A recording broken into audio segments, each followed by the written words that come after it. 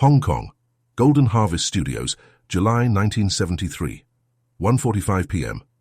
The air inside the soundstage was a thick, wet blanket, smelling of stale cigarettes and that specific, greasy scent of cheap catering that sticks to everything. This wasn't a choreographed scene. The director had already called for a break. No cameras were rolling, no stunt pads were laid out, no second takes to fix a missed mark or a sloppy kick.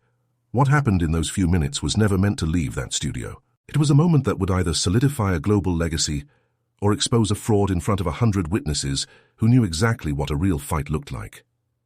This is the story the studio legal teams spent decades trying to bury. It started 3 days earlier, with a whisper of dissent among the local extras, and it ended with a silence so heavy you could hear the dust settling on the rafters. I spent 30 years on backlots from Burbank to Hong Kong. I've seen movie fighting, the wide swings, the rhythmic timing, and the give and take that makes for a good shot. But I also know the difference between screen flash and the kind of speed that makes a room go cold. You have to understand the atmosphere on the set of Enter the Dragon. It was grueling. The tension wasn't just in the script, it was baked into the concrete. Bruce Lee was a perfectionist, a man obsessed with the economy of motion. But to the local Hong Kong stuntmen, men raised in traditional, rigid kung fu schools, Bruce was an arrogant, westernized upstart. They saw the flashy kicks he did for the lens and thought it was all theater. They didn't see the science. They saw a performer who had spent too much time in America. The focal point of this resentment was a man named Lau. He wasn't just another extra looking for a paycheck. Lau was a heavyweight, a veteran of the Kowloon Street Wars, with a reputation that preceded him long before he stepped onto a film set. He had ties to the triads and a physical frame that made most men reconsider their words before speaking. He was the embodiment of traditional ego, the belief that mass, muscle, and hard style were the only true measures of a fighter. During a lighting reset, when the lights were dimmed and the crew was shuffling around with cables and reflectors, Lau made his move. He didn't just whisper his disapproval, he openly mocked Bruce's speed during a kick demonstration. He called it camera magic. He claimed Bruce was all theatrics and lacked the bridge, the structural integrity of a real fighter who has survived the streets. Bruce didn't yell. He didn't posture or throw a tantrum like many lead actors would. In my experience, the loudest guys in the room are the ones you don't have to worry about.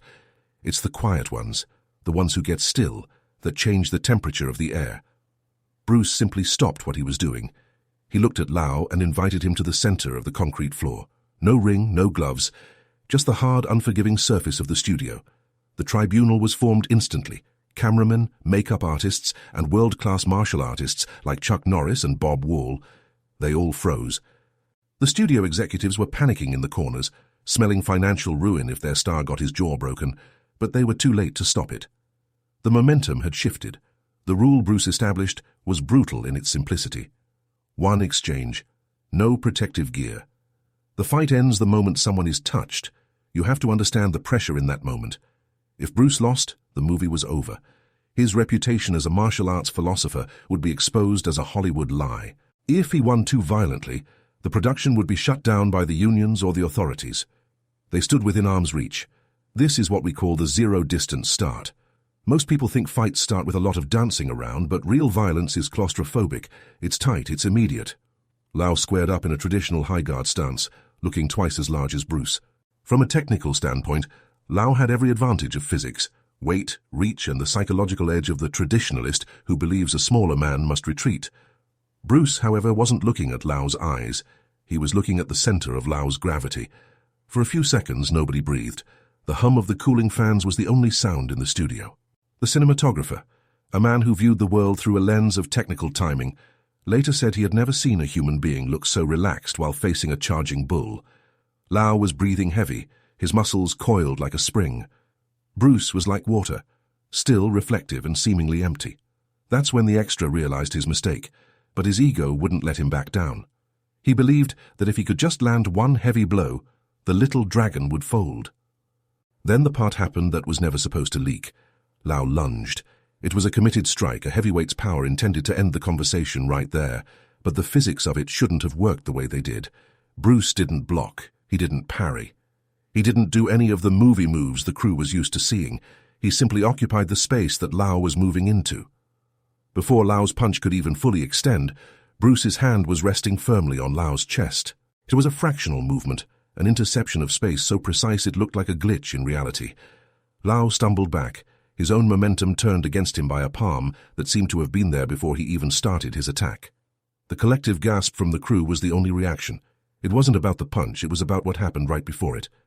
Bruce had read the intent, before the muscle even moved. The silence that followed was heavy.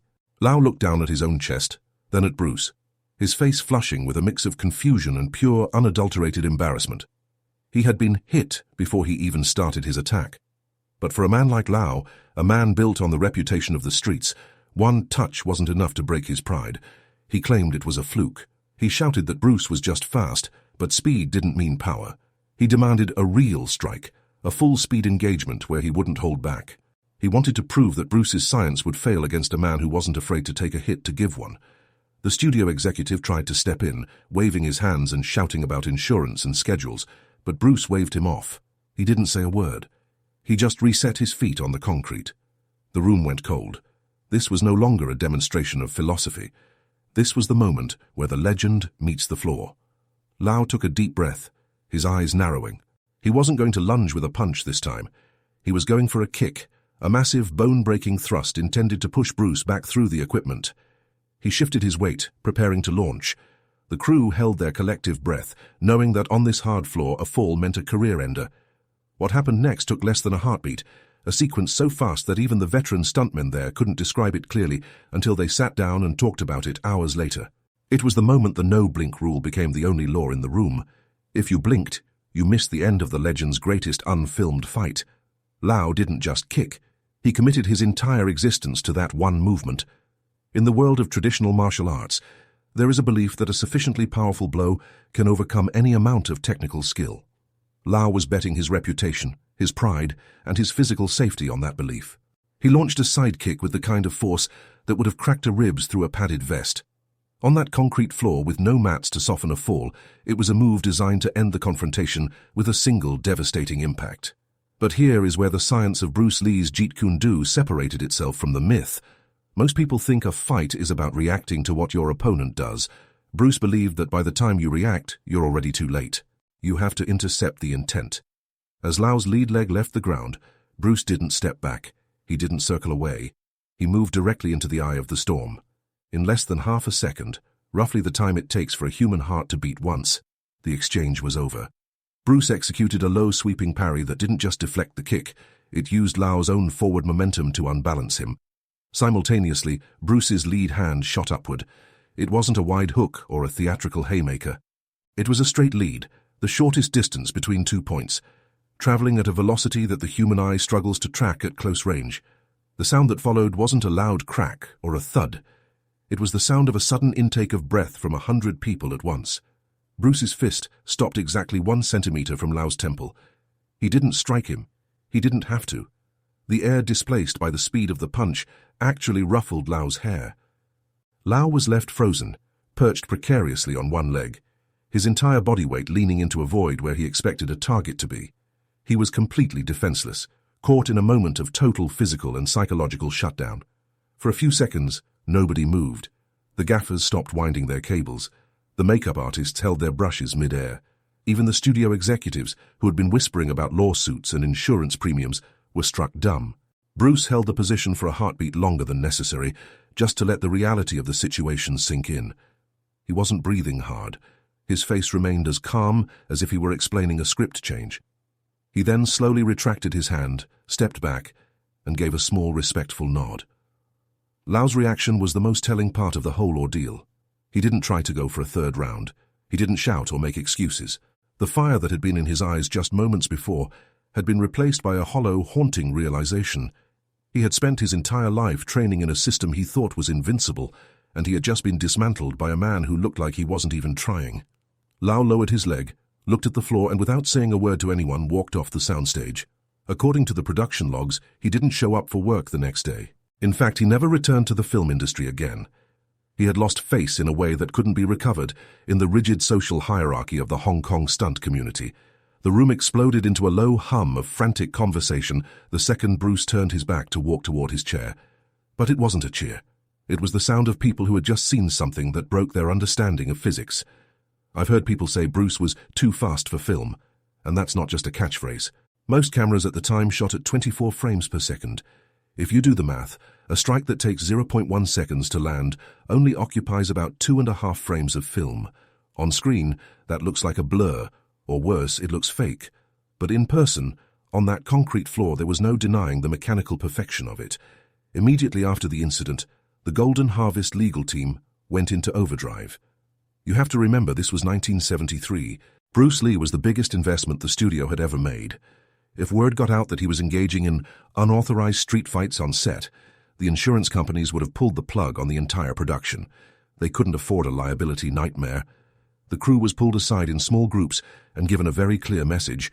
What happened during the lighting reset stays on the soundstage. No journals, no press leaks, no stories to the local tabloids. But you can't keep a secret like that buried forever. Not when it involves the most famous martial artist in history and a heavyweight street fighter. The story became a whispered gospel among the stuntmen.